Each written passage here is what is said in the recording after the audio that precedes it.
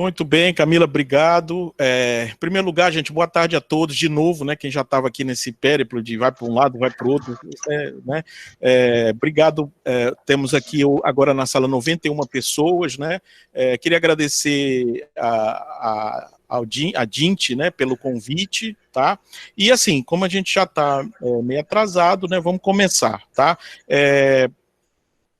Deixa eu ver se eu consigo. Eu trouxe uma auxiliar aqui para me ajudar. Eu não sei se vocês vão conseguir escutá-la, tá? Se não conseguir, eu corto, que ela já está se ajeitando. Meu nome é Victoria. Bem-vindos ao webinário Aproximando as Pessoas no Ensino Remoto. Sou o que eu chamo de AVI, Agente Virtual de Informação.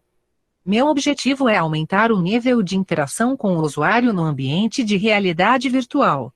Também posso simular funções tradicionais do jornalismo como, por exemplo, uma apresentadora de televisão. Vamos aos nossos destaques. Professor Márcio faz palestra na UFMA. Dint faz cursos para qualificar professores. Victoria tem a preferência dos ouvintes. Estou treinando ainda, mas prometo melhorar. Obrigado. Tá. Legal. A Vitória é um projeto, né, que a gente vai falar é um projeto que a gente trabalha lá no Labicom, chamado de AVIs, Agentes Virtuais de Informação, né? Eu vou deixar para o final, né, o projeto, porque aí eu seguro a minha audiência, né, até o final das coisas. Mas assim, estava previsto mesmo no resumo a gente mostrar, eu só queria mostrar logo porque tem gente que sai no meio, né, às vezes tem algum outro problema, né, e enfim, a gente vai, deixa eu só agora recolher a Vitória aqui, e a gente vai trazer, vou só colocar meu PowerPoint aqui para a gente começar a nossa fala. Vamos começar devagarzinho, já todo mundo está com a tela, tá? Eu queria, antes de mais nada, só assim, passar alguns lembretes, né? Assim, primeiro, os links para todas as ferramentas que eu vou falar, que eu vou comentar, eles estão num documento, vocês podem olhar aí no lado, tem um lado embaixo, tem um lado do chat, e tem o lado o outro lado, tem detalhes da reunião. Se vocês clicarem ali, vocês vão ver que tem 2 anexos, tá? Esses 2 anexos são para vocês, tá? Um é um documento com links de tudo que eu falar aqui, tá? Então não precisa, né, perder tempo anotando nem nada, fica tranquilo, tá? E o outro é uma versão reduzida desse PowerPoint, tá certo? Nele eu vou usar algumas imagens de internet, então eu eliminei essas imagens e aí fiz uma versão reduzida para você. Mas agora, os anexos, né? Agora complicou, porque os anexos estavam na outra reunião, tá? Mas assim, a gente vai, resumindo, esses 2, eu já preparei 2 documentos, um com os links para tudo que eu falar, tudo que eu demonstrar hoje, e outro com a versão do PowerPoint reduzida, tá? Então, mesmo que eu não consiga colocar agora, porque eles ficaram como anexo lá na outra sala, tá? A gente vai disponibilizar, então não tem problema, não precisa, né, anotar nada disso, ok? Aí vocês eu estou de olho aqui no chat, tá? Então, qualquer coisa, vamos fazer no chat, tá? O que eu estou imaginando, então, é fazer um bloco de exposição e depois um bloco de perguntas, tá? Porque como são vários temas, a gente vai tentar fazer isso, tá bom? E aí peço, tá, que enquanto as pessoas estiverem ouvindo, tá? Que mantenha o microfone fechado, só para a gente não ter problema de microfonia, ok? Bom, o que eu coloquei na pauta, né, no formulário, né, naquele formulário que eu coloquei, eu botei mais ou menos para as pessoas escolherem, né, o planejamento do ensino remoto, técnicas de vídeo, boas práticas e novas tecnologias. Aí tinha também a questão das ferramentas, mas ferramentas foi o que, assim, né, acho que vocês já estão com uma overdose de ferramentas, né, então acho que foi o menos votado, tá? A gente teve uma votação, enfim, razoável aqui, mas a gente vai tentar fazer, né, falar de todos os pontos dentro do possível, tá? Bom, então vamos lá. A gente estava, né, na nossa vida tranquila, né, fazendo nossas aulas presenciais, aí chegou o coronavírus, né, e mudou de uma certa forma muitas coisas, inclusive, né, aqui na universidade, no ensino, né. Até então, né, o negócio era simples, você estava de um lado, do outro lado tinha o seu aluno e você falava com ele diretamente, olhando para a cara dele na sala, sem, né, como você sempre fez. Só que agora, com essa história do ensino remoto, você tem um novo problema, que é a tal da mediação tecnológica, né? Ou seja, agora você tem, entre você e seu aluno, uma mediação de tecnologia, de ferramentas, né? A gente está fazendo isso agora no Google Meet, enfim, tem uma série de outras possibilidades, e a gente está nessa situação agora tentando contornar isso, ou seja, tentando de novo conectar os nossos alunos, tá, da melhor forma possível, só que com a mediação da tecnologia, o que de uma certa forma é inevitável, tá certo? Então, assim, eu imagino que a maioria das pessoas, né, esteja procurando soluções. Eu imagino que vocês, 104 pessoas nessa sala, de uma certa forma, estejam atrás de soluções, né? Por isso que a DINT está fazendo esse conjunto de webinários, enfim, de curso, uma iniciativa extremamente importante, tá? E eu já fiz, inclusive, essa telinha, depois, se vocês quiserem, eu salvo para que vocês coloquem na porta do quarto, na porta da casa, né? Até que as coisas melhorem. Mas, assim, vamos tentar resumir. Eu não sei... Claro, eu não sei por que vocês estão, né, participando, mas eu imagino, talvez, que algumas questões que me vêm à cabeça sejam essas, né? Ou seja, como planejar aulas mais efetivas, interessantes, eficientes, tá? Eu imagino que seja uma questão, né? Como planejar aulas que me permitam fazer o que eu fazia antes? Essa é uma questão difícil de responder, essa é uma questão complicada, né? Mas talvez, no fundo, cada um esteja pensando exatamente nisso, né? Ou como planejar aulas usando tecnologia, essa é a pergunta inevitável, tá? Então a gente tem outras duas opções, se quiserem assinalar no chat com qual vocês se identificam mais, eu estou olhando aqui, tá? A, B, C, D ou E, quem quiser colocar no chat, eu estou vendo aqui no chat as respostas, tá? Então, mas eu imagino que seja que... Bom, estou olhando aqui. Tá. Os nossos problemas não acabaram ainda, tá certo? A gente tem outros problemas relacionados ao ensino remoto. Ó, tem o primeiro que votou aqui, B, ixi, tem um bocado de voto. A, B, olha, tem um bocado de gente votando aqui, né? Como eu fazer o que eu fazia antes? Essa aí acho que eu não vou conseguir responder aqui pelo chat, nem na aula, mas na realidade a gente sempre quer voltar para o que a gente já conhece, para o que é, né, enfim, para nossa zona de conforto, tá? Só que infelizmente o coronavírus não está ajudando muito. Mas vamos para frente, tá? A gente tem uma outra questão também relacionada ao ensino remoto, né? Alguém sabe me dizer que números são esses? Se alguém souber no chat, pode falar. Sei, aí abre o microfone e explica. Esses números aqui, estão relacionados à comunicação, a aulas, a alguma coisa. Alguém sabe o que significa isso? 5 segundos. Só para botar sei, aí fala.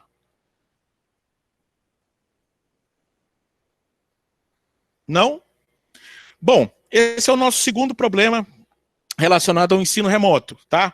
Esses números são de uma pesquisa, né, de um artigo escrito em 67, é um dos artigos mais citados aí da área de comunicação, né, e também um dos mais criticados, tá, pela metodologia, enfim, por uma série de problemas que foram sendo levantados ao longo do tempo. Por isso que eu estou colocando, né, uma interrogação bem grande aqui para vocês depois não estarem dizendo que eu falei que esses números estão corretos. Entretanto, esses números abriram uma discussão importante, tá? É um artigo de 67, como eu falei, do seu Mehrabian, né, mais conhecido como Albert, e Ferris, mais conhecido como Susan, né? E o que eles acharam nessa pesquisa deles, nesse estudo deles, né, é que a comunicação, ela se estabelece, vamos dizer assim, como um conjunto de camadas, né? Uma delas, a verbal, que seriam as palavras, a linguagem, o que a gente está fazendo agora, né, com o áudio, eu estou falando, vocês estão entendendo.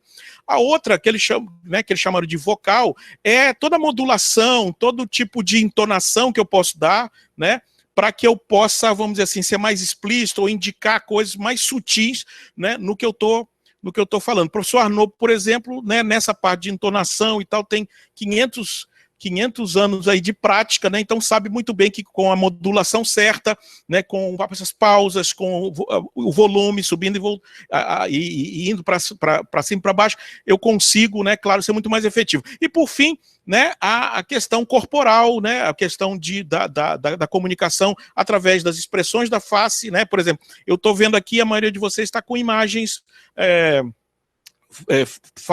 frisadas, né? Tá com a câmera desligada. Então, por exemplo, a gente já não tem, né? Eu tenho algumas pessoas que eu consigo ver, né? Mas eu não tenho feedback, por exemplo, da cara, que pode ter gente dormindo, né? Já cansado e tal. Enfim.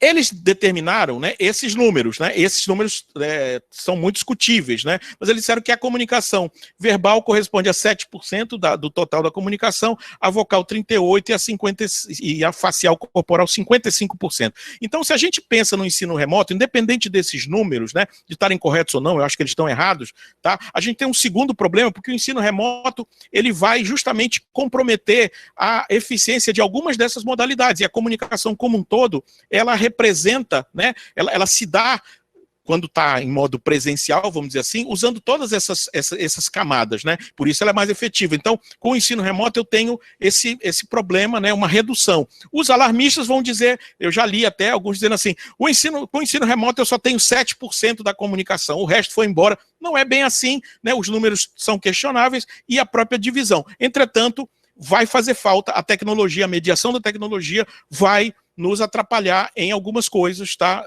Nesse conjunto de caminhos da comunicação. Então, assim, talvez as pessoas que falaram que queriam, né, voltar, né, enfim, eu só quero dar aula como eu dava aula antes, né? Então, para essas pessoas, eu estou deixando essa tela aqui, onde a mãozinha é o seu aluno e você é vamos dizer assim, o extraterrestre que caiu, né, num planeta desconhecido e agora vai ter que se virar, né? Tudo que você quer é voltar para casa, mas não tem jeito, você vai ter que se adaptar a gente sabe de todos os problemas, né, que o ensino remoto tem, tá? Mas a gente está sendo, vamos dizer assim, impelido a fazer, né? Precisamos, né, retomar as coisas e a gente precisa, então, se apropriar dessas soluções, tá? Então, eu imagino que, no final das contas, todo mundo, né, entre todos nós, inclusive eu, estejamos atrás de caminhos, né, de possibilidades para contornar esses problemas e fazer a nossa aula melhor, que acho que, no final das contas, é o que interessa, tá? Bom, eu vou falar um pouco do caminho em que eu acredito, né? Não é uma fórmula pronta, né? Eu acho que quem chegar para você dizendo que existem fórmulas prontas, templates, estruturas, né, muito rígidas que todo mundo deve usar, eu acho que não vai funcionar, tá? E eu acho que cada um tem que buscar o seu caminho dentro de um contexto específico que a gente vai precisar avaliar, tá? Eu vou falar um pouco do caminho em que eu acredito, e aí o que talvez não sirva para vocês, enfim, né, a gente está aqui para trocar ideias e não para fazer, né, vender uma solução fácil e rápida, porque eu acho que ela não existe, tá? Então, assim, o primeiro caminho é entender em que ambiente a gente está, ou seja, no ambiente digital, ok? Um ambiente hiperconectado, onde as pessoas estão em rede, nós estamos formando uma rede agora aqui, né, através dessa ferramenta, tá? Um ambiente onde existe um excesso de informação, né, informação demais para as pessoas, chegando, né, muito, muito fortemente por vários canais, né, oficiais, extraoficiais, grande mídia, né, fontes tradicionais, né, que o jornalismo escuta, por exemplo, governo e tal, redes sociais, né? Então a gente tem um excesso de informação muito grande. A gente tem a tecnologia alterando os hábitos das pessoas, principalmente os hábitos dos nossos alunos, né? Claro que na universidade a gente tem pessoas de todas as faixas etárias, mas a gente tem uma maioria, né, de idades com menos idade, mais jovens, né, e eles especificamente foram muito alterados, né, seus hábitos, né, de consumo de informação foram muito alterados pela tecnologia. Então, no final das contas, eu tenho um cenário de guerra por atenção, tá? Esse é o problema. Esse não é um problema recente, tá certo? Esse não é um problema recente. Você estava dando aula presencial e, de repente, você parava, olhava e via que tinha alguém dormindo, alguém no celular, alguém no WhatsApp, tá? Isso não é um problema do ensino remoto. Só que no ensino remoto, todas essas questões que já existiam anteriormente, elas vão se apresentar de uma forma mais importante e a gente vai precisar, sim, aumentar a nossa caixa de ferramentas para poder contornar esses problemas, tá? Então, assim, uma coisa importante que eu gosto sempre de citar, esse cara, o Herbert Simon, né, em 71, ele era um economista, foi prêmio Nobel, em 71, ele disse uma coisa fundamental, antes da difusão em escala da internet, enfim, de todo esse mundo que a gente tem hoje. Ele disse que no mundo com riqueza de informação, que um mundo com riqueza de informação provoca naturalmente a escassez daquilo que a informação consome, no caso, a atenção. Resumindo, quando eu tenho um ambiente de riqueza de informação, eu tenho uma escassez de atenção, eu tenho que brigar pela atenção. Tá? Então eu estou falando isso justamente porque, como eu falei, eu já tinha esse problema no ensino presencial, né? Eu já estava brigando com o WhatsApp, com os celulares, enfim, com as redes sociais, né? Na minha aula presencial, e agora, no ensino remoto, eu tenho isso, na minha opinião, ainda de forma mais importante, tá? Ou seja, essa guerra por atenção me coloca como professor no ensino remoto numa situação onde eu tenho que realmente repensar algumas coisas, porque fica mais difícil me conectar com esse aluno, tá? Eu preciso entender, por exemplo, então, que eu preciso, né, pensar agora de um jeito mais holístico, né? Eu preciso entender que eles estão, os nossos alunos, né, e nós mesmos, nós estamos em rede, né? E nessa rede onde flui muita informação, né, inclusive fora da nossa cidade, da nossa universidade, né? Os nossos alunos hoje, através da internet, né, os que têm condições, né, os que estão com acesso possibilitado, né, eles estão sofrendo, né, recebendo informações do mundo todo. E isso, talvez o mais importante que a gente não tenha olhado ainda, é que o grau de percepção do que deles, né, sobre as aulas, sobre o momento, enfim, pode ser muito diferente da nossa forma de perceber. Então a gente precisa, talvez, realinhar essas percepções a deles, né, hiperconectados, vivendo em rede, vivendo nas redes sociais, recebendo informações de baixa qualidade, né, através de vários lugares, e a nossa, né, que está, de repente, também procurando caminhos, né, para se reconectar ou para se conectar melhor nesse novo ambiente, tá? Então o que a gente tem, na realidade, o que eu tenho feito, que eu acho que o professor, né, vai ser meio obrigado a fazer, é se adaptar, né, a esse novo meio, né, no caso o ambiente digital como meio, como espaço para aula, para troca de informações, né, para o diálogo, enfim, para que a gente possa exercer o nosso trabalho, né, da forma melhor possível, tá certo? Então, assim, essa coisa de se adaptar ao novo meio, ela não é nova também, né? Quando o cinema nasceu, ele basicamente, a ideia era o teatro filmado, ou seja, os caras construíam os cenários, botavam a câmera parada na frente e filmavam. Só depois, né, de um certo tempo, é que a linguagem do cinema foi sendo desenvolvida, com os cortes, com a edição e tal, e aí a câmera começou a andar, enfim, eu comecei a contar histórias, eu comecei a entender a narrativa naquele ambiente de um jeito melhor, e aí, quando eu consigo fazer isso, a minha comunicação fica mais efetiva, tá?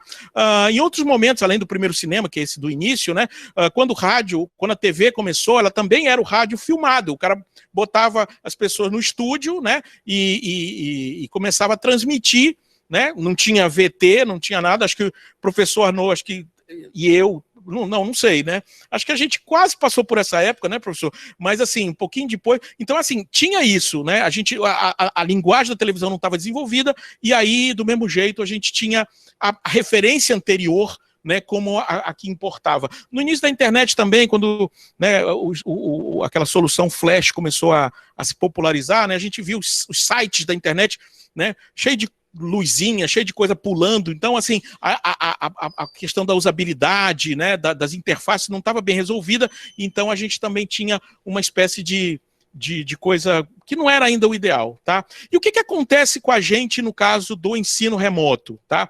Eu vejo, conversando com os professores, que essa tendência de usar a situação anterior como referência, ela é muito forte, né? Por exemplo, a questão do síncrono e do assíncrono, né? O que a gente está fazendo agora é uma atividade síncrona, né? Mas a maioria dos professores, pelo menos com o que eu tenho conversado, quando está pensando agora no seu novo planejamento e tal, acaba sempre colocando como, sei lá, a maior parte do seu planejamento atividades síncronas, ou seja, a primeira ideia que veio à cabeça quando eu comecei a pensar o planejamento do ensino remoto era o Google Meet e o Google Classroom, que são as ferramentas básicas que vão estruturar isso, e elas são necessárias mesmo, não tem como. Mas, assim, na divisão que eu faço da minha cabeça, às vezes eu acabo dando um peso enorme para o Google Meet, para as atividades síncronas, né, e deixo, né, às vezes, um pouco de conhecer muitas opções assíncronas que eu tenho. De novo, isso não é novidade nem exclusividade do ensino remoto,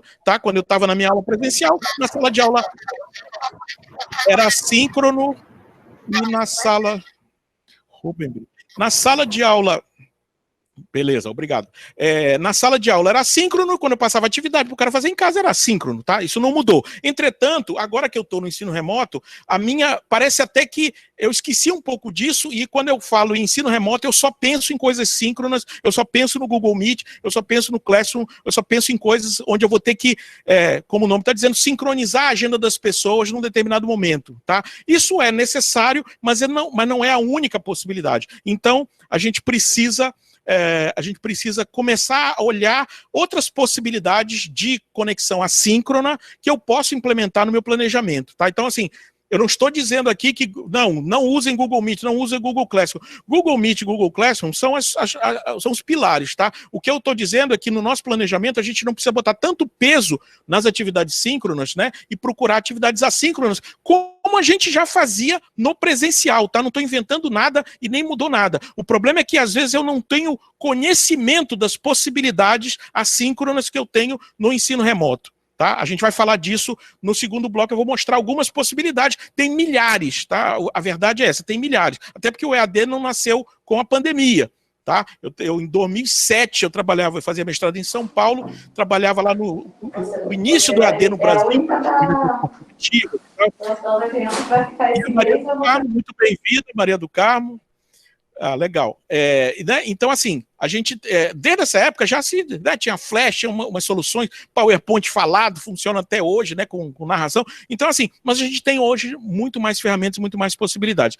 A outra coisa que talvez seja mais escorregadia da gente imaginar, é que a minha narrativa enquanto professor, né, ela sempre foi muito calcada na narrativa linear, ou seja, eu chego na sala, começo a falar, falo, dou uma pausa para o aluno falar, mas continuo, ou seja, eu planejo a minha aula de um jeito linear, com começo, meio e fim, porque ela, querendo ou não, eu estou fazendo referência ao modo antigo, ao modo presencial, e eu ainda não consegui entender nesse novo ambiente remoto, do ensino remoto, que outras possibilidades eu tenho para não ser linear. Eu vou explicar um pouquinho mais esse detalhe, tá?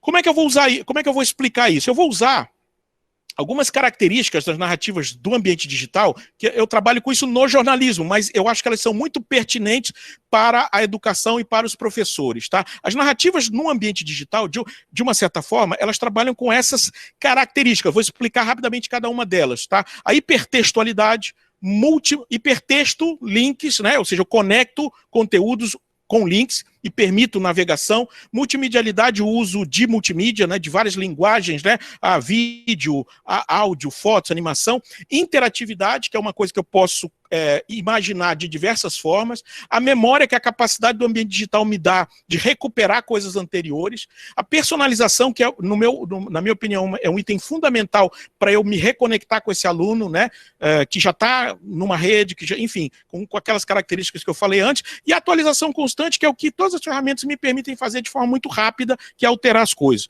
Para a gente entender melhor, vamos ver uma home, uma tela aqui, um site de um site jornalístico na internet, tá? Isso aqui é do UOL, tá? Assim, não sei se vocês conseguem ver o meu mouse, tá? Mas eu vou tentar aqui. De qualquer forma, não precisa ver o mouse deve estar muito pequeno para vocês. Mas assim, se vocês olharem para essa home, todos os textos aqui são links para outras coisas, tá? Ou seja, todos os títulos, eu clico em qualquer, todos vocês, né, já né, acessam, né, site jornalístico. Então, todos esses links, todos esses títulos são links para outras coisas, né? E a primeira coisa que é importante a gente lembrar é que para algumas pessoas basta ler os títulos. Ou seja, quando eu tenho um site jornalístico, eu devo tentar atender pessoas com intenções diferentes. Ou seja, eu posso atender aquele cara que só quer se informar rapidamente e os títulos são suficientes para ele. Eu posso atender o cara que quer mais detalhes, então ele vai clicar e vai ler a matéria. E eu posso ter aquele cara que quer mais profundidade naquela matéria, de repente com o trabalho dos analistas, de um comentarista, com um gráfico, com dados, enfim. E eu faço isso com hipertextualidade, ou seja, com links. Eu vou conectando as coisas, tá? Se a gente imaginar que a narrativa, eu posso, vamos dizer assim, representar as narrativas de uma forma gráfica, né? A gente teria aqui vocês conseguem ler linear de um lado e constellation do outro? Alguém pode me dar só o feedback pelo chat? Está dando para ler? Ou, já vi alguém que está com a câmera. Tá, sim, professor. Tá? Então, assim, sim. Tá, beleza. Pelo chat, por favor. Tá? Então, assim, a aula tradicional que a gente, de repente, está usando como modelo da nossa cabeça, ela é muito linear, ou seja, eu, professor, decido a sequência, eu determino a sequência. Ela pode funcionar muito bem, né? Mas, assim, no ensino remoto, pela situação que eu tenho, esse controle, né, que eu tenho dessa narrativa, ele fica mais complicado, né? Ele fica mais complicado. Não, a pergunta era só se estava dando para ver. Embaixo tem uma linha, embaixo do linear tem assim, o autor está no controle. Na outra ponta, Constellation, o usuário está no controle. Tá? Então, assim, esse é apenas um gráfico para a gente tentar visualizar uma espécie de transformação que seria muito útil que a gente conseguisse fazer nas nossas aulas, tá? Ou seja, sair de um modelo eminentemente linear, onde eu tenho um controle absoluto das coisas, tá? Até porque esse modelo já era complicado no presencial, e eu acho que no remoto ele fica mais complicado, tá?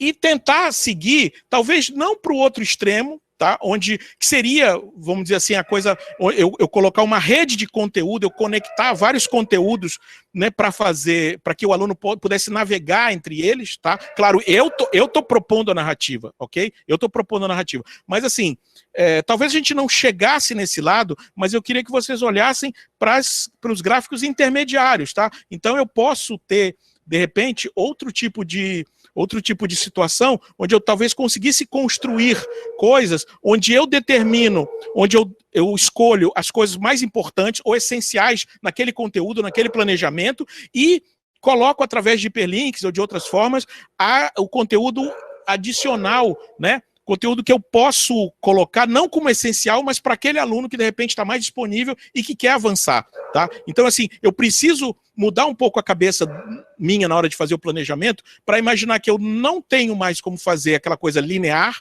né? Por isso que o Google Meet, acho que nos fascina tanto, porque o Google Meet, de uma certa forma, ele nos leva para a narrativa linear, né? Ou seja, eu estou falando, e as pessoas estão escutando, tá? Quando não seria o ideal. Então, acho que na hora do planejamento, a primeira coisa, né, a imaginar seria, tá, eu sou professor, eu sei o que é essencial naquele planejamento, naquele conteúdo, naquela ementa, naquele programa, mas sei que eu posso, talvez, atrair e oferecer conteúdo adicional para alunos que estejam mais interessados, ou seja, eu consigo atender alunos com expectativas diferentes, tá? E a gente sabe que as expectativas são diferentes, né? Numa turma não tem alunos iguais, tá? Então, assim, a gente pode e deve trabalhar com a hipertextualidade, tá?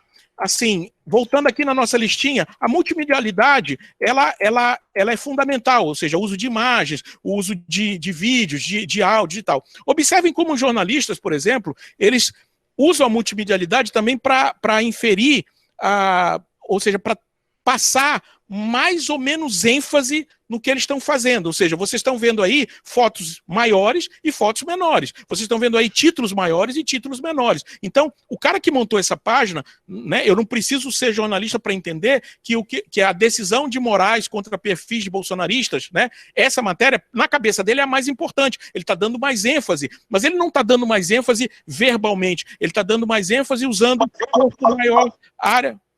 Sandra, poderia fechar o microfone, por favor?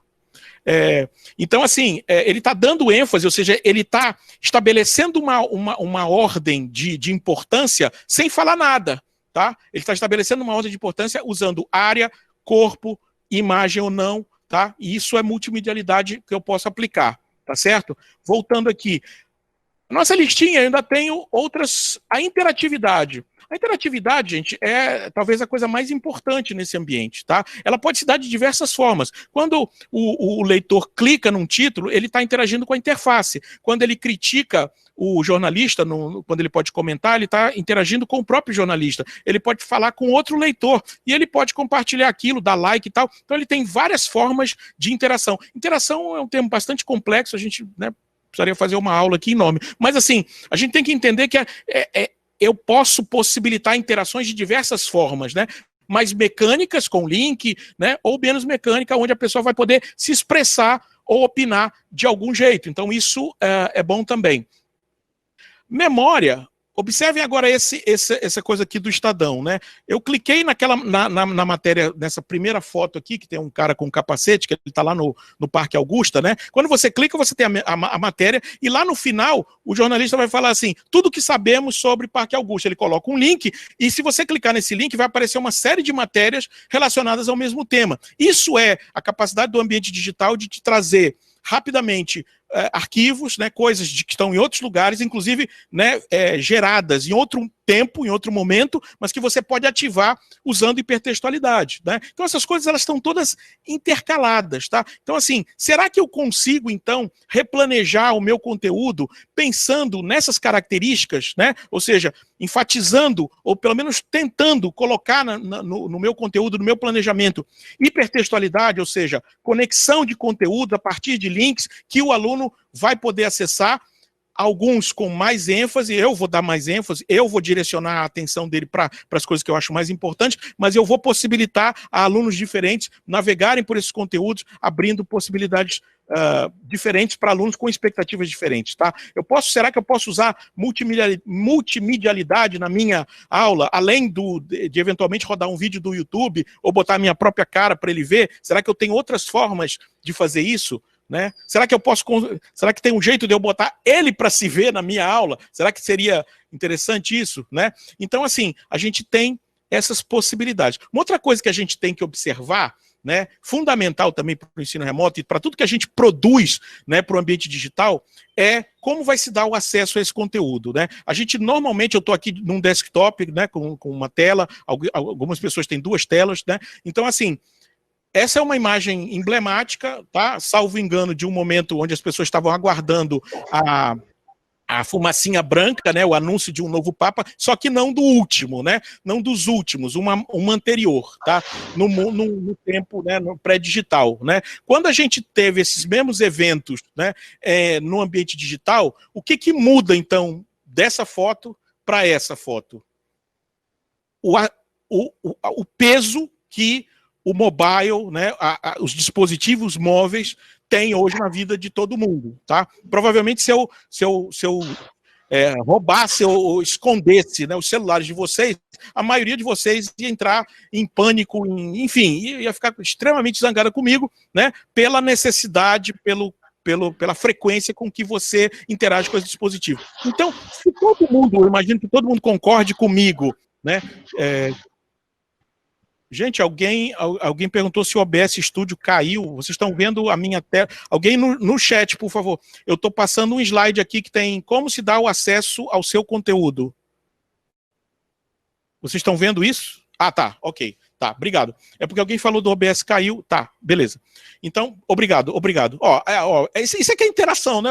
Pergunta ao pessoal, pá, legal, obrigado. Então, assim, quando eu estiver fazendo o meu planejamento, eu preciso, se eu estou usando uma ferramenta, se eu estou fazendo alguma coisa, qualquer coisa, né, seria muito bom que eu visse como aluno e que eu visse num dispositivo móvel, num celular, porque é bem capaz, bem provável, né, que muitos dos nossos alunos vão acessar ou vão interagir com a gente usando celulares. E nem tudo que funciona bem na tela do computador vai funcionar legal no mobile, no digital, no celular, tá? No smartphone. Então, no meu planejamento, eu preciso fundamentalmente olhar para isso, porque eu posso estar fazendo uma coisa muito, que, em termos de usabilidade, muito complicada. Claro que no mobile, eu também, no celular, eu também vou ter outras questões, por exemplo, não colocar vídeos muito pesados, coisas muito pesadas. Por quê? Porque o cara vai fazer um download disso, ele vai acessar, a conexão dele pode ser pequena, pode ser lenta, né? Pode ser um plano controle. Se eu pedir para ele baixar um arquivo enorme, um vídeo enorme, eu estou queimando o plano controle dele numa aula, entendeu? Então, eu tenho que ter algumas preocupações em relação a esse conteúdo. Muitas das ferramentas que têm previsão de saída para o mobile já fazem isso, mas se não tiver, eu tenho que tomar alguns cuidados em relação, principalmente, ao tamanho dos arquivos, das fotos que eu estou colocando, dos vídeos que eu estou colocando, tudo que pode ser muito grande, né? E aí você olha, né? Você abre o seu Explorer lá e dá uma olhada no tamanho do arquivo, né? Qualquer coisa muito grande pode ser complicada, tá? Então, assim, o que a gente poderia, né, assim, resumindo, né, resumir um pouquinho desse caminho, tá? O que eu podia resumir desse caminho? Então, o que eu estou sugerindo, né, para as pessoas? É uma espécie de exercício de autoconhecimento, né? Primeiro, revisar esse conteúdo da sua disciplina, ou seja, em termos de ementa, de programa, de tópicos, enfim, olhar para ele e começar a pensar, né, nesses termos, né? Em que formato eu estou entregando isso, ou estava entregando isso antes do ensino remoto, né, que seria o segundo item, avaliar o formato atual, tá? Como é que eu estou entregando isso e como eu poderia, talvez, implementar algumas mudanças nessa forma de entrega para que eu pudesse enfatizar aquelas características que eu acabei de mostrar do ambiente digital. Ou seja, como eu poderia estar fazendo isso, tá? Alterando isso. Acho que é bom também, nesse ponto da avaliação, eu olhar para mim mesmo e dizer assim, como é que eu consigo, como é que eu sou com a tecnologia, né? Como é que eu me viro com a tecnologia? Então, é importante que você faça essa avaliação, tá? Por quê? Porque, assim, o problema não é a tecnologia em si, nem você de estar mais próximo ou mais distante da tecnologia. O problema é você encontrar uma solução que funcione para você, para a sua turma, para o seu conteúdo, viável. Você não vai, de uma hora para outra, você não vai virar um expert da tecnologia. Você não vai conseguir fazer isso, tá? Você não vai conseguir fazer isso, né?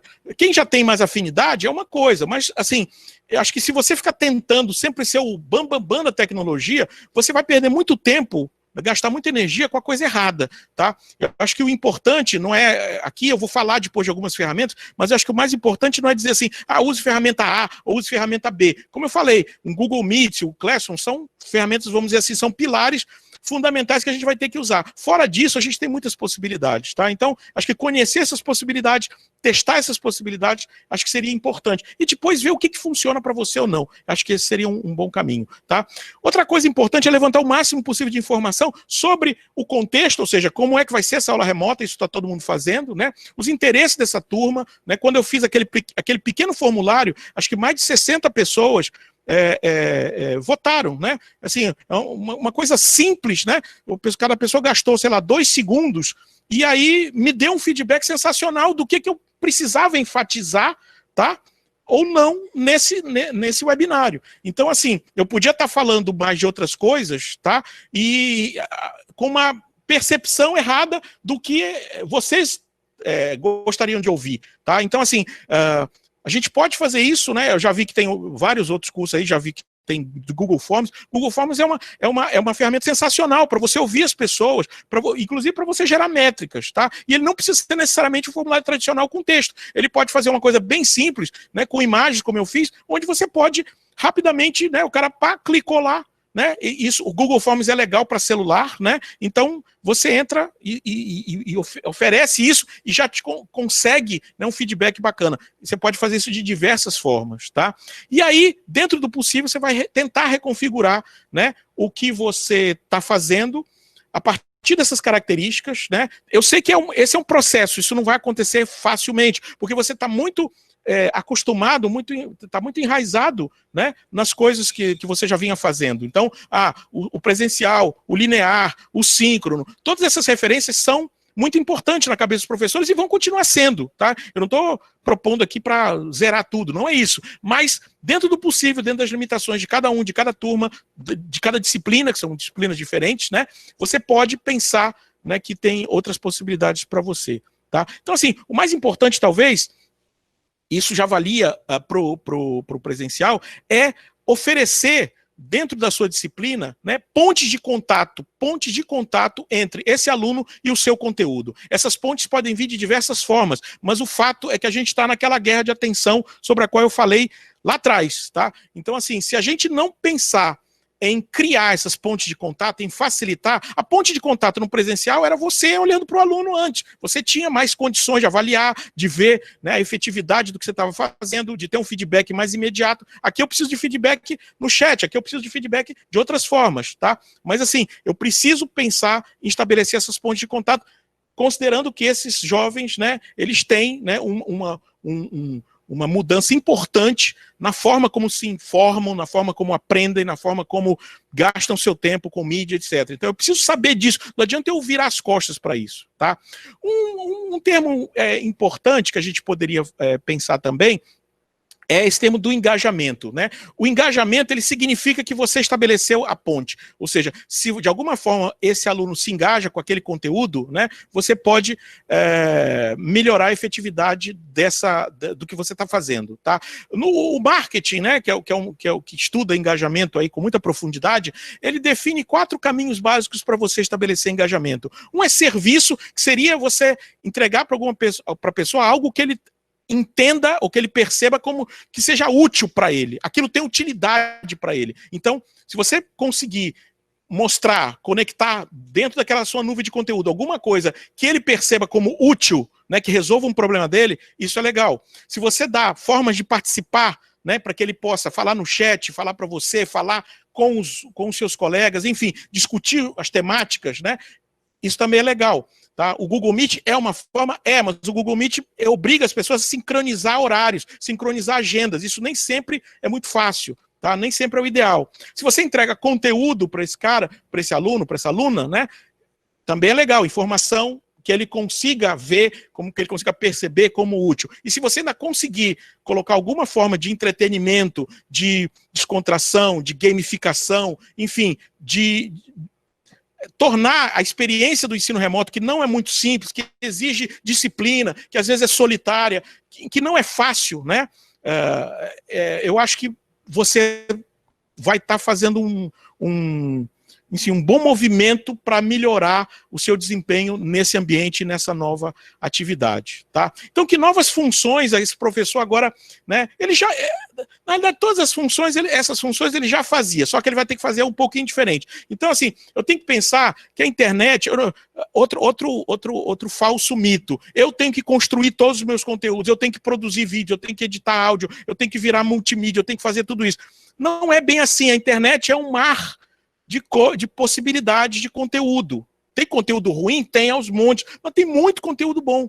Tá? Então o seu papel talvez seja menos de virar um comunicador multimídia e mais o de um curador de conteúdo, fazer a curadoria desse conteúdo. Ou seja, eliminar o lixo que tem na internet, ver o que é possível associar como ponte de contato para a sua disciplina, para o seu tema, e, a partir daí, fazer essa curadoria, selecionar para ele as coisas legais, né? E colocar isso à disposição através de links, através da hipertextualidade, se for vídeo, melhor, se for áudio, tranquilo, se for animação, enfim, eles estão muito acostumados a consumir conteúdo dessa forma, tá? Então você não precisa virar até porque se você for fazer isso, você vai gastar muito tempo, né, e muita energia, né? Então, para quem já tem uma certa, quem já está fazendo isso, ótimo, né? Mas para quem não está, é uma curva de aprendizado muito grande, muito penosa e às vezes desnecessária, tá? Então, pense na posição de um curador de conteúdo que vai ter que, sim, aí sim, navegar pela internet, olhar YouTube, olhar as coisas, né? Criar ferramentas de busca, por exemplo, né?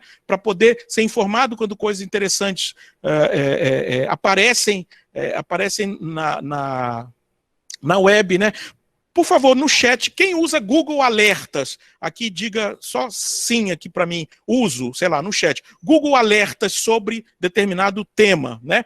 Google Alerta eu não vou poder detalhar as ferramentas, né? Eu fiz uma escolha aqui por amplitude, né? Falar de várias coisas e não entrar muito em detalhes em ferramentas. Mas assim, quem não nem conhece, Google Alerts é uma busca automatizada, né? Que você configura para que o Google te mande um e-mail todo dia, ou toda semana, né, ou imediatamente, toda vez que alguma coisa que você definiu, alguma palavra-chave que você definiu, né, aparecer num blog ou num site, né? Então, assim, se eu por exemplo, eu trabalho lá no meu estado de design, eu dou a disciplina de design de sistemas imersivos, né? Então me interessa realidade virtual, realidade aumentada. Então eu tenho alerta para essas coisas, em português e inglês. Então, em vez de eu ficar todo dia, vou abrir o Google, fazer busca, eu crio os alertas e o Google me manda um e-mail todo dia. Basicamente isso é alerta, tá? Então assim, eu posso usar a internet a meu favor, eu devo fazer isso, tá? Até para evitar muito esforço e para poder também processar, né, a grande quantidade de informação que está naquele ambiente. É humanamente impossível você monitorar tudo, mas se você souber usar as ferramentas certas, né, você consegue monitorar as coisas que te interessam, que podem ser úteis para a criação das suas aulas, tá? Então, assim, você vai buscar conteúdo, fazer a curadoria, achar o que é interessante, vai criar esses pontos de contato, ou seja, vai pensar nesses termos, tá? De oferecer para o aluno esse conteúdo de um jeito mais interessante, tá? Você vai configurar esse conteúdo dentro do possível para que ele possa participar, interagir, opinar, né? Eu vou mostrar algumas formas à frente, tá? E, sempre que possível, né, inserir possibilidade de engajamento para esse aluno poder se sentir mais presente nesse ambiente, tá? Essas novas funções, né, nesse planejamento seriam bem úteis se você conseguir, né, dentro das suas possibilidades, tá? Não é uma fórmula pronta, mas assim, que você vai adequar de acordo com a sua própria capacidade, a sua proximidade com a tecnologia ou não. Tá? Por fim, nessa parte, eu queria falar para vocês de um conceito que é muito comum já na comunicação, né? Que é a ideia do transmídia, né? Que é a ideia que foi desenvolvida lá pela indústria cinematográfica, né? Tá. É um conceito que a indústria do cinema desenvolveu quando ela percebeu que ela tinha um produto que dava muito dinheiro, filme, mas podia criar outros produtos que ela podia monetizar também. Só que ela começou fazendo essas coisas, né, de uma forma não integrada, né? Então, depois de muito tempo, eles perceberam que se eles criassem narrativas onde as pessoas, os fãs, né, as pessoas que consumiam aquela narrativa, pudessem entrar, né, por diversas formas e conhecer aquele universo narrativo, né, ou pelo filme, mas às vezes vendo um vídeo, uma animação, né, então eles começaram a ver que se eles conseguissem conceber as narrativas de um jeito mais integrado, né, eles tinham muito mais possibilidade de abrir essas portas de contato com as pessoas com as quais eles estavam tentando se comunicar. Então a ideia, só para vocês terem uma ideia, esse aqui é o mapa, né, do transmídia do projeto dos Vingadores da Marvel, né? Ou seja, você tem uma timeline aí, e aí você tem os filmes, né? E você vê como dentro dos filmes há referências, né, ou de personagens, ou de parte da história, da narrativa, de um para o outro. Ou seja, a série toda foi criada para conectar as pessoas e incentivá-las a assistir o resto, porque se o cara se ele nunca viu o primeiro, né, Homem de Ferro, quando ele for ver o Thor, ele vai ter uma referência ao Homem de Ferro. Enfim, é a ideia da hipertextualidade pensada, né, implementada através das narrativas. Então, o que eu sugeriria a vocês seria usar essa imagem aqui para pensar o conteúdo de vocês agora de um jeito diferente, ou seja, com essa ideia do transmídia, ou seja, com uma espécie de rede de conteúdos onde as pessoas pudessem chegar, se aproximar ou descobrir seus interesses, suas pontes de contato de diversas formas, e não apenas através das plataformas online, não apenas através do Google Meet. Tá? Eu acho que essa é a grande ideia do problema. Tá?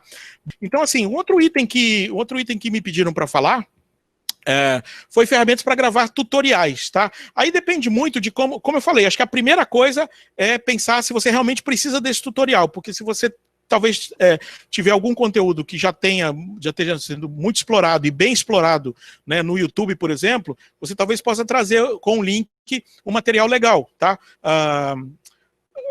nos Estados Unidos, por exemplo, tem vários canais dedicados a ensino remoto, a professores, ou seja, é um conteúdo de muito boa qualidade, tá? E no Brasil também tem, se você procurar, você também vai achar professores, né, que fazem isso. Eu tenho um canal lá no Labicon, tá? Labicon, é só chegar no, se quiser chegar no YouTube, coloca lá, tem um link no documento que eu vou passar para vocês, tá?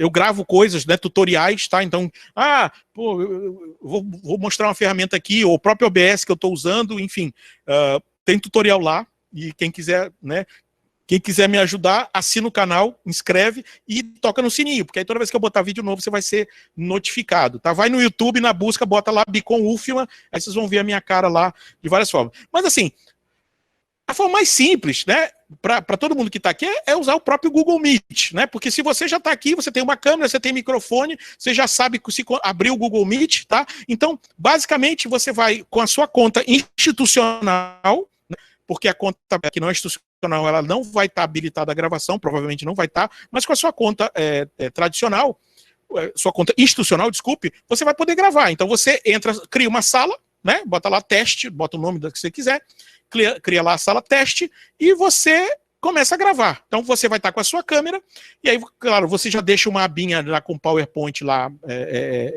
pronto, né, com a sua tela no PowerPoint, e aí você manda compartilhar a tela, apresentar, né, clica em apresentar, e aí você vai falando e vai fazendo a sua apresentação e tal, né. Quando você terminar, você para de gravar, e aí esse vídeo, ele vai na sua conta institucional, lá no Google Drive, tá? Eu imagino que vocês, com esse tanto de curso aí sobre G Suite, Google Meet e tal, todo mundo já olhou o Google Drive, vai ter lá uma pasta lá, Meetings, Recording, sei lá, as gravações do Meet, e ela não vai entrar de imediato, assim que você parar a sua...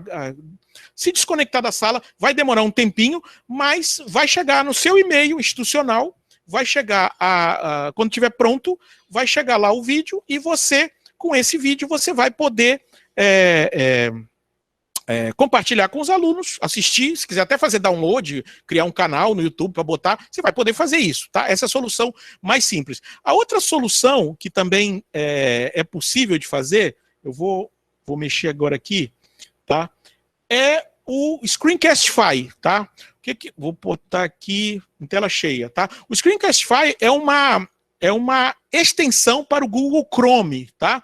O Screencastify, ele tem, como quase tudo na internet, ele tem o modo free e o modo premium, modo pago, né? É o modelo de negócio mais comum da internet. Você começa free, aí você se acostuma com o negócio e aí você quer mais funcionalidade, aí você começa a pagar. Mas no Screencastify, se você instalar, você vai ter 5 minutos para gravar o seu tutorial. É um exercício de síntese, eu não conseguia fazer coisas em 5 minutos e depois de usar, eu consegui fazer. Então, assim, para coisas pontuais, né, você vai instalar. Eu vou já mostrar, instalar extensões é uma coisa que vocês podem ver no meu canal, ou eu fazendo propaganda de novo. Mas assim, basicamente, uma coisa importante de saber é que as ferramentas web, elas são pensadas para o ambiente web. Então, se você usa como browser o Chrome, que é uma ferramenta web, pensada para web, você vai ter algumas vantagens. Eu não recebo nada do Google para falar isso, mas assim, eu utilizo muito essas funcionalidades porque a plataforma foi pensada para isso. Então, assim,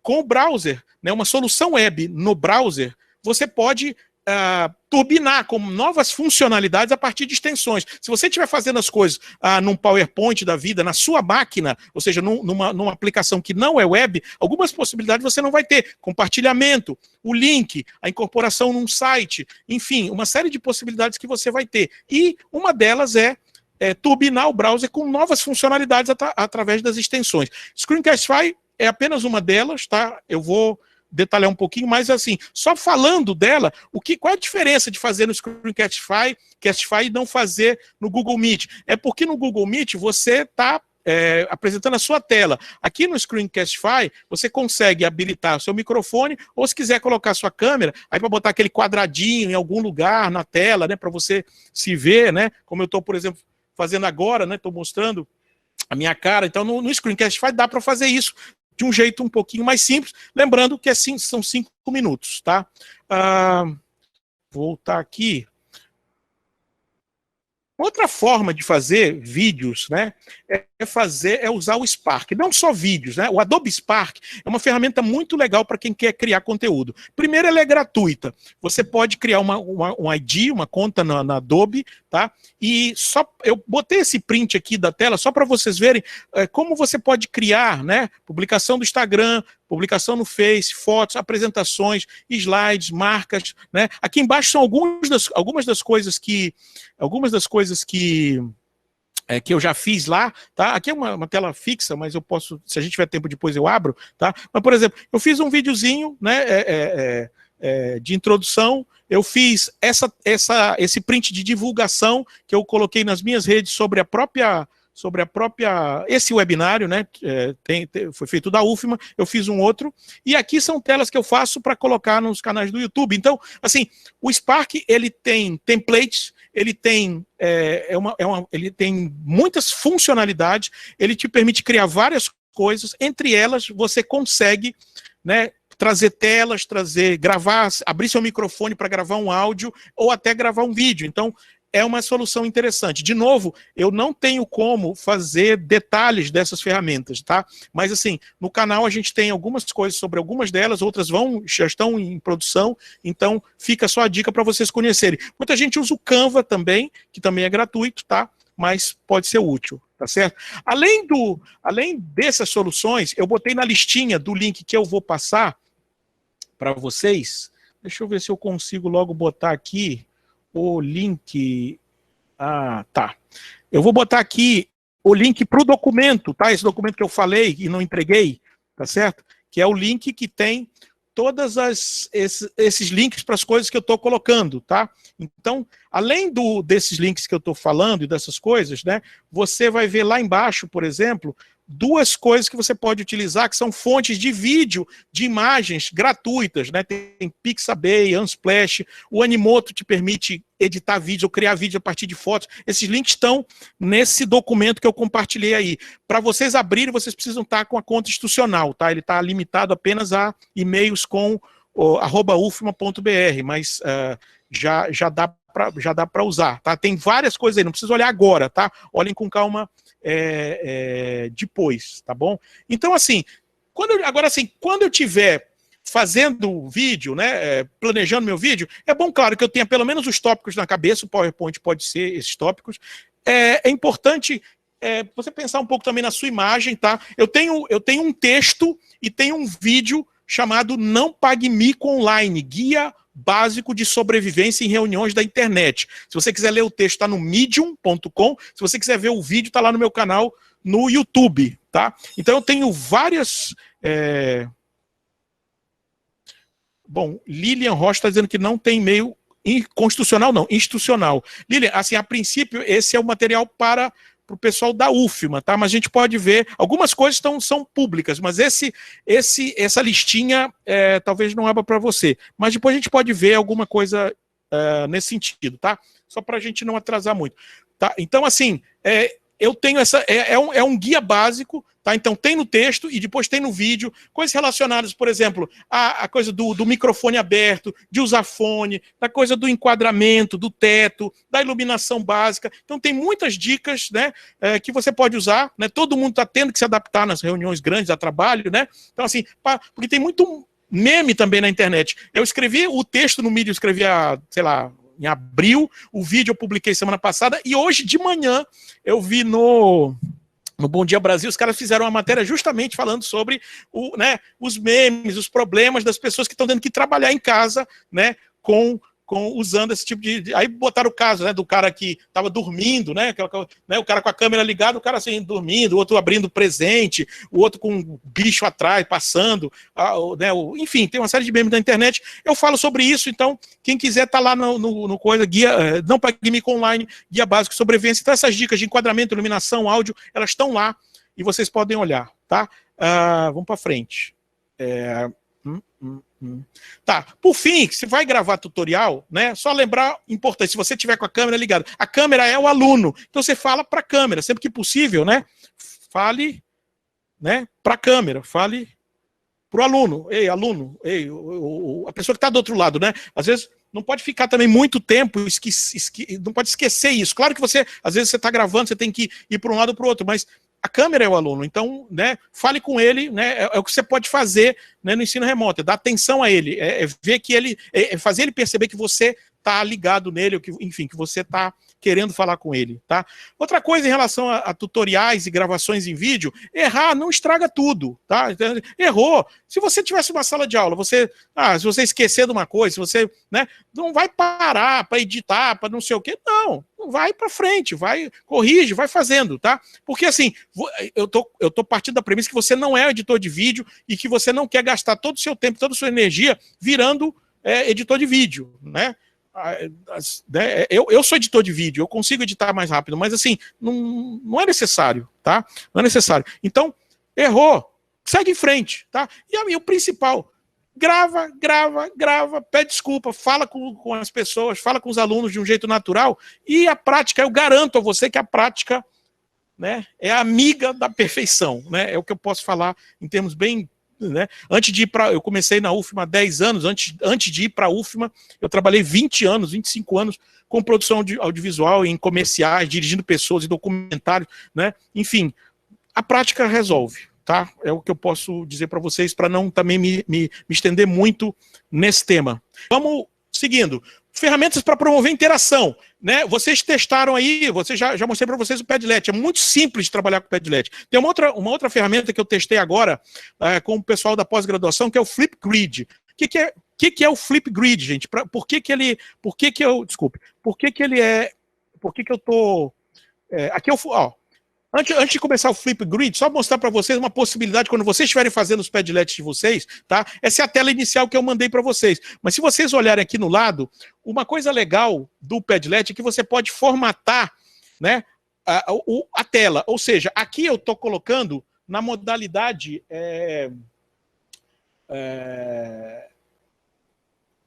uma dessas, acho que é mural, ou seja, você arrasta, coloca onde você quiser, tá? Mas no Flipgrid, você pode mudar essa estrutura. Se você conseguir ver aqui a estrutura lista, tá? O Flipgrid fica parecendo um Twitter, tá? Ele vai fazer uma linha, né? Uma timeline onde essa conversa com os alunos pode se estabelecer, tá? No Flipgrid, se o seu conteúdo tiver alguma coisa de informação, de geolocalização ou alguma coisa temporal, você pode criar linhas de tempo e mapas usando essas postagens do Flipgrid, tá? Você pode colocar no modo conversa. Então, explorem o Flipgrid, em breve vai ter, acho que até outra semana e tal, já vai ter um vídeo, um tutorialzinho desculpe, gente, tô falando do Padlet, tá? Tô falando do Padlet, Flipgrid é porque é o próximo, tá? Do Padlet, vai ter um tutorial do Padlet. Do Flipgrid que eu vou mostrar agora já tem, tá? Quem quiser olhar lá no canal já tem, tá? Então, assim, você pode criar... Por que eu falei sobre criar uma rede social? Porque a gente precisa criar ponte de contato. Os alunos estão nas redes sociais. Então, por que eu vou deixar ele... Me perguntaram pelo e-mail, acho que ontem ou anteontem, se valia a pena eu trabalhar com as redes sociais, com Twitter, com Facebook. Todas as ferramentas valem a pena. O problema é que se você leva o cara lá para essas redes tradicionais, você vai ter mais problema de controle, de desatenção e de fuga do seu conteúdo. Então, para que eu vou jogar o cara lá além de eu ter o trabalho de monitorar isso, né? Nessas ferramentas voltadas para a educação, eu consigo controlar o ambiente melhor, dar um formato de rede social, estabelecer as regras disso, né? Inclusive eu posso fazer uma coisa para o cara não poder postar qualquer coisa do jeito que ele quiser. Eu posso setar para que ele posta, eu autorizo as postagens, então eu tenho controle sobre isso aí. Então, além de eu saber que ele também vai usar no celular facilmente. Então, respondendo a pergunta que veio pelo e-mail, é possível, né, usar redes sociais tradicionais? Sim, não tem problema nenhum. Entretanto, você tem que pesar, né, o custo-benefício disso, considerando que pode ser pior, melhor, principalmente em relação a controle, desatenção e lixo de conteúdo para o qual você pode expor o aluno, tá? A segunda ferramenta é a Flipgrid. Essa tem já um tutorial lá no meu canal. Quem tiver interessado, eu não vou falar muito por conta disso. Mas qual é a ideia? Por que eu estou destacando o Flipgrid? Tá? Esse aqui eu fiz agora no seminário, né, na disciplina que eu dei agora online, lá na pós, tá, do design. Tá? Então, o grid é uma turma e os tópicos são os tópicos que você quer destacar. Qual é o interessante? A partir do momento que você cria um tópico, tá? Como é que os alunos interagem com você? Nesse caso, eles não precisam ter conta, você sempre precisa ter a conta de professor, tá? Mas eles interagem com vídeo, ou seja, eles baixam o app no celular e eles gravam vídeos sobre qualquer questão, qualquer debate que você estabeleça para eles. E você estabelece o tempo e o que você quer. Você pode colocar, né, ó, aqui é uma outra tela, só para vocês verem como é que fica, né? Você propõe uma discussão e depois, né, você vai vendo as pessoas, elas vão gravando, tá? E você tem a possibilidade de dar para elas aquele ambiente também de WhatsApp, de redes sociais, só que numa rede que você controla, com um tema que é você que está propondo e com os acessórios, com o conteúdo adicional que você pode colocar lá, tá? E depois que todo mundo grava, você ainda pode fazer... Você tem a ferramenta te dá uma tela tipo essa, que eles chamam de mixtape, onde todas as gravações aparecem, e o mais legal é que eles não precisam só estar falando com você, você pode habilitar para que eles falem entre si, para que eles comentem as próprias falas, para que eles deem like, enfim. Isso é um fórum com vídeo, né? Basicamente me perguntaram, similar a um fórum? Exatamente. O fórum tradicional é no texto, mas é sempre aquela ideia, por que não adaptar para o ambiente onde eles já estão, né, bastante adaptados, né? Por que eu tenho que ser o ET que vai propor para eles uma coisa, né, que é estranha para eles? Por que eu não posso, né, me aproximar deles, né, usando ferramentas educacionais, onde eu mantenho o controle, onde eu estabeleço o conteúdo, onde eu faço a moderação, mas eu permito para eles se conectarem, se manifestarem de um jeito melhor. Essa aqui é uma outra rede social, de repente, que você pode criar, tá? Sobre qualquer tema. Né? Esse aqui, por exemplo, esse tópico especificamente, eu pedi a eles, a atividade final era mandar um projeto do mestrado alterado, e eles puderam gravar 2 minutos ou 3 minutos esclarecendo os pontos, né, do documento que eles mandaram para avaliação. Então, os vídeos foram como se fosse uma atividade complementar e eles colocaram, né, as suas observações. Então, assim, para eles, gente, a gente está levando eles para um ambiente mais próximo, né? De novo, a ideia das pontes, do engajamento, tudo isso que eu falei antes na teoria, dá para fazer na prática, tá? Uma outra coisa, alguém abriu o microfone, uma outra coisa, o outro que dá para fazer, dá para usar, Nearpod. Nearpod é uma solução legal que você pode usar para turbinar o seu próprio PowerPoint, tá? Ele é uma aplicação que você coloca, ela pode funcionar separado, mas ela pode funcionar dentro do seu Google Slides, né? Que seria a apresentação no Google que você faz, tá?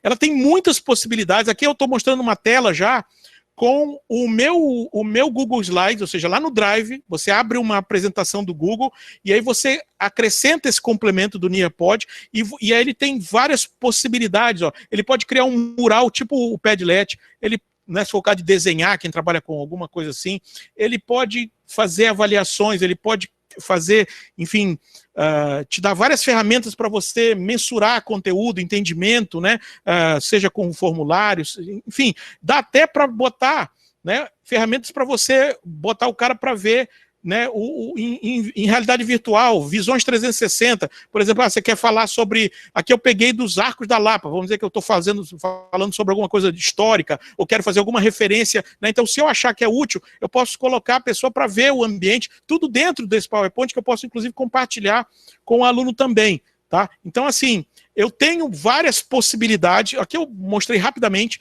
né, o Flipgrid, quem tiver interesse, está lá já no canal, tem um tutorial, né?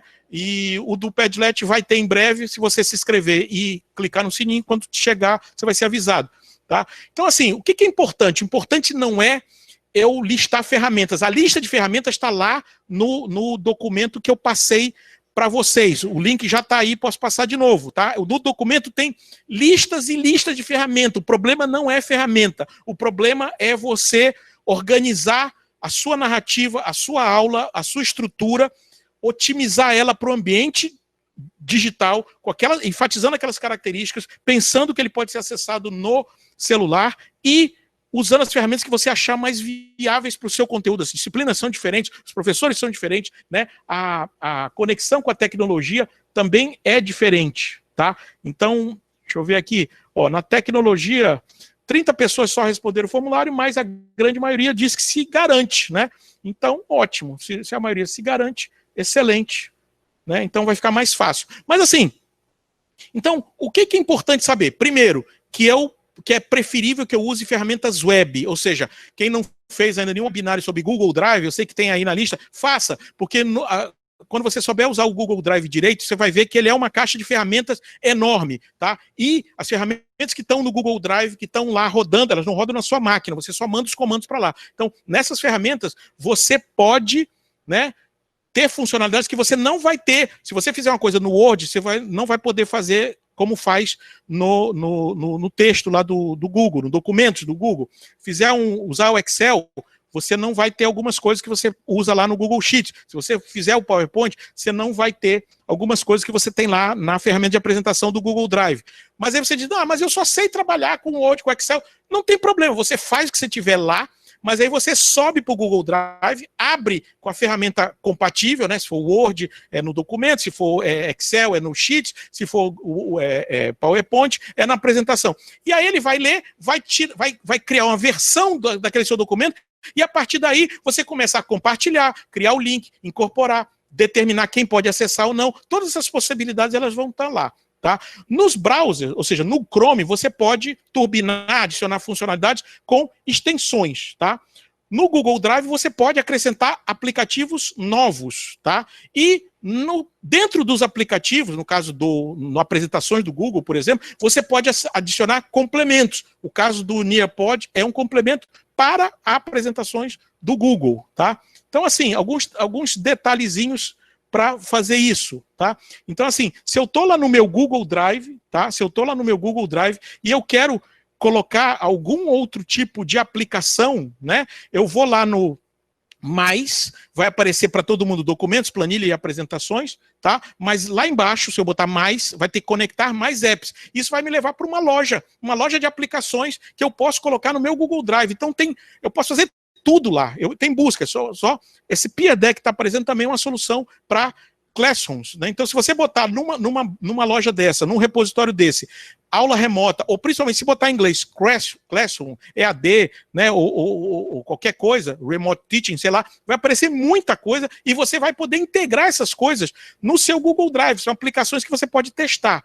Tá? Se você quer aumentar as funcionalidades do seu browser, do seu Chrome, você vai na Chrome Web Store. É uma loja de aplicativos para o browser Chrome. Você pode colocar muitas coisas lá. Não precisa decorar nada. Tem lá o link, tá no documento que eu passei, tem lá o link, mas basta você botar Chrome Web Store no Google, você vai ser levado para a loja. Também você pode escolher várias coisas, tá? Esse, por exemplo, é uma extensão que eu recomendo, que é o Node, né? Se você adicionar o Node no seu Google Meet, aí você pode pedir para todos os seus alunos adicionarem o Node. Quando eles fazem isso, o que o Node faz? Ele permite que os alunos, por exemplo, suspendam a mãozinha quando querem falar, eles podem dar like, né, podem interagir com vocês com esses gestos, né, dentro do Google Meet, tá? Tem uma série de outras extensões para o Google Meet. Lá no meu canal tem algumas, né? Eu posso, por exemplo, desfocar o fundo, eu posso fazer fundo virtual. Todas as coisas que você pensa que ia ter que ir para o Zoom para fazer, você pode fazer no Google Meet, tá? Desde que você tenha a extensão correta.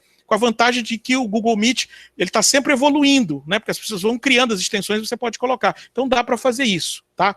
E no seu, vamos dizer que você já esteja na apresentações, agora aqui eu estou vou voltar aqui. Aqui eu estou na apresentações do Google, né? Do Google Slides, tá? Então se eu quiser adicionar algumas aplicações no Google Slides, basta eu colocar em complementos, aí eu vou botar instalar complementos. Aqui, por exemplo, no meu já tem o Nearpod, ou seja, se eu quiser criar um slide do Google usando os recursos do Nearpod, ele já está dentro do Google Slides para mim, porque ele já é um complemento que eu instalei, e você pode instalar muitos outros.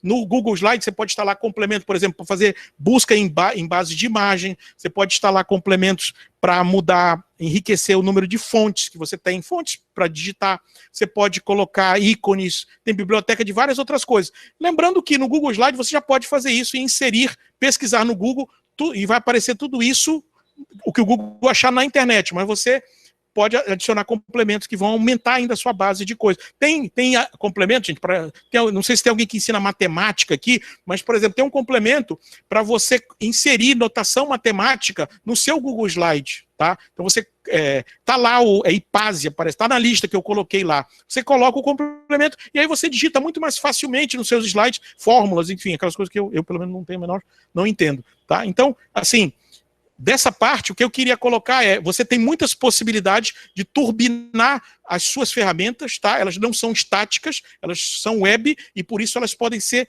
turbinadas, aumentadas, tá certo? Então, isso você pode fazer com extensões, com apps e com complementos. Extensões para o browser, apps para o Google Drive e complementos para algumas ferramentas do próprio Google Drive, no caso, o Google Slides, por exemplo, mas tem para todos os outros, tá? Aqui é uma tela do canal, basta colocar então Labicon UFMA, vocês vão ver aqui, ó, aquele coisa que eu falei, não sei se dá para ver, ó, não pague mico online, guia básico de sobrevivência em reuniões da internet, tem o aula online com o tutorial do Flipgrid, tem aquelas extensões, ó, esse aqui da ponta, tá? Google Meet turbinado, com fundo desfocado e tal, você pode assistir esse, e aí você, lá tem o detalhe de como instala, de como usa, né, que a gente não poderia fazer aqui, tá?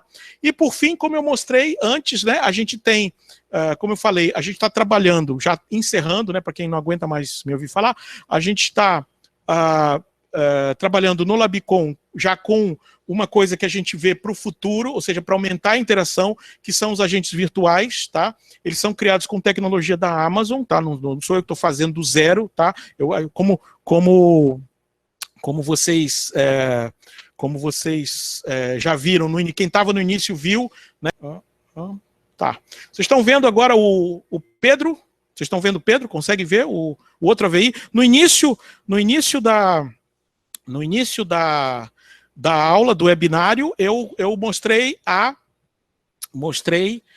a outra AVI, tá? E agora eu vou mostrar o Pedro. Eu não sei se vocês vão conseguir ouvi-lo, de qualquer forma, vou tentar. Bem-vindos ao nosso ambiente virtual de teste. Estou muito feliz de ver vocês aqui na Universidade Federal do Maranhão. Meu nome é Pedro. Sou um guia virtual criado pelo Laboratório de Convergência de Mídias, Labcon. Estou aqui para apresentar alguns projetos que estamos desenvolvendo no nosso laboratório nas áreas de ciência, tecnologia e inovação. Esses projetos têm o apoio de entidades de fomento como a FAPEM e o CNPq. Aqui você poderá conhecer um pouco do nosso trabalho. Espero que seja uma experiência interessante. Bom, então só para contextualizar um pouquinho, né, tanto o Pedro quanto a Vitória, eles estão num ambiente, né, tridimensional, tá? Não sei se vocês, acho que dá para ver, eu vou botar aqui em tela cheia para verem, tá?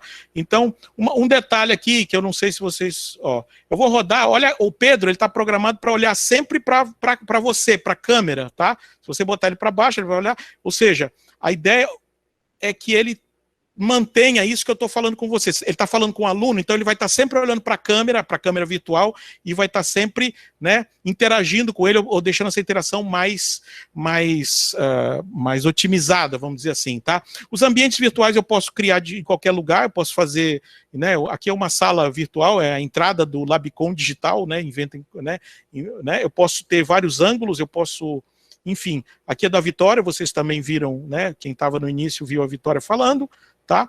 Então, a ideia dos agentes virtuais de informação, antes que, né, falem de mim, né, não é botar o professor, né, não é substituir o professor, mas os agentes, eles podem ser guias em ambientes virtuais, eles podem ser tutores, eles podem passar mensagens curtas, né, de um jeito interessante, eles servem como elemento justamente para dar uma mudada no ritmo da atenção, né, o professor para de falar, o AVI entra e fala alguma coisa. Então são possibilidades, tá? E o mais importante é o seguinte, o ambiente que o Pedro tá, vocês estão vendo em 2D na tela aí, tá? Mas ele é feito para, se você tiver num óculos de realidade virtual, você vai poder ver ele tem mais ou menos a altura de um adulto, né?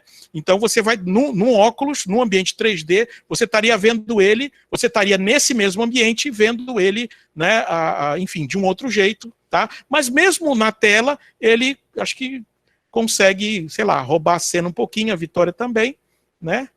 E, enfim, então, o que a gente tem? A gente tem um projeto, tá? Então, esse é um projeto do Labicom, tá? A gente está desenvolvendo isso, a gente começou desenvolvendo mais pensando no jornalismo, tá?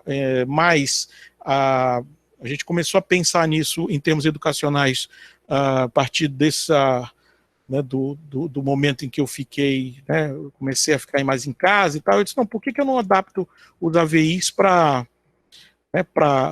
poder, enfim, pensar. O que a gente faz no Labicom, gente, é bem simples, né? A gente não desenvolve produtos finais, né? A gente explora tecnologias. Então, no caso, realidade aumentada, por exemplo, a gente começou a trabalhar com isso em 2013, num projeto chamado Semente Digital, né, onde a gente falava dos casarões para alunos da rede pública. Então, a gente queria entregar esse conteúdo de um jeito melhor, então a gente começou a usar realidade aumentada, depois realidade virtual. Tem um projeto do Labicom para consumo de notícias, né, chamado Jumper, né, quem quiser pode procurar também no YouTube. Enfim, e agora a gente está trabalhando com os agentes como uma possibilidade que a gente pode, acho que bem facilmente, talvez com um pouco mais de tempo, né, colocar como uma ferramenta a mais nessa lista enorme que eu listei para vocês, né? Então, você tem várias ferramentas de interação. Claro que essa é uma ferramenta que vai demandar um tipo de processamento um pouco, enfim, de tempo um pouquinho maior, mas assim, em tese não é nada absurdo, tá? Eu posso fazer isso, como falei, eu não estou criando a tecnologia do zero, a tecnologia da Amazon, tá? Enfim, dá para fazer, tá? Por fim, eu acho que eu não consegui falar tudo que eu queria, não consegui, talvez, responder. Eu vou olhar as perguntas, se tiver tempo, se quiserem conversar, eu estou à disposição, tá? Mas eu queria usar essa imagem aí, né, para definir, para encerrar a nossa conversa. Eu sei que é difícil, eu sei que esse desafio parece ser maior, né? Você vai ter que fazer um passo de fé, ou seja, você vai ter que pular para um ambiente diferente, você vai ter que se adaptar. Você vai ter que fazer, não vai ser fácil, nunca foi, mas vida de professor nunca foi fácil, tá? Antes da pandemia, depois e tal. Então, eu acho que professor é resiliente, professor sempre soube se adaptar, professor dá seu jeito, e eu acho que esse ambiente, como alguns botaram lá no Padlet, pode ser uma oportunidade, né, de rever algumas coisas, e eu imagino que quando a pandemia acabar, quando a gente puder ter aulas presenciais normalmente de novo, eu tenho certeza que essas linhas, essa ideia, né, de pensar em interação, em engajamento e tal, elas vão continuar, devem continuar fazendo parte da lista de vocês, mesmo depois que isso tudo terminar. Tá? Obrigado pela atenção, desculpem, né, a correria, tá? E se quiserem, se tiver tempo, eu tô, exatamente, um salto de fé, eu tô à disposição, né?